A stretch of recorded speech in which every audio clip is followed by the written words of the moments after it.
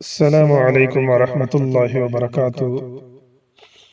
بسم اللہ الرحمن الرحیم۔ حضرت ادریس علیہ السلام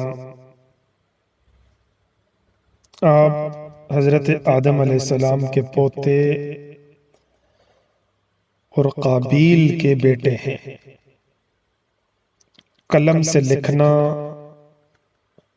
سینہ پرونا، ناپ تول اور اسلحہ سازی یہ حضرت ادریس علیہ السلام کی ایجادات ہیں۔ قرآن کریم میں 2 جگہ آپ کا ذکر آیا ہے۔ حضرت نوح علیہ السلام سے 1000 سال پہلے پیدا ہوئے، آپ کی جو نصیحت منقول ہو کر بعد میں آنے والوں تک پہنچی، ان میں سے چند یہ ہیں۔ نمبر 1، خدا کی بے شمار نعمتوں کا شکر ادا کرنا انسان کی طاقت سے باہر ہے۔ نمبر 2،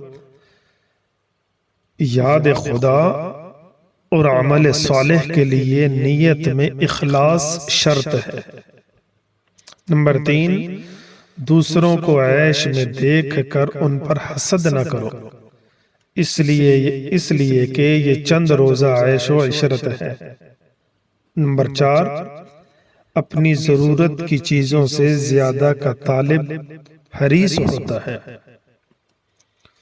آپ نے آخری عمر میں بحکم خداوندی بابل سے مصر کی طرف ہجرت فرمائی، دریائے نیل کے کنارے اپنا مسکن بنایا اور یہیں 82 سال کی عمر میں وفات پائی۔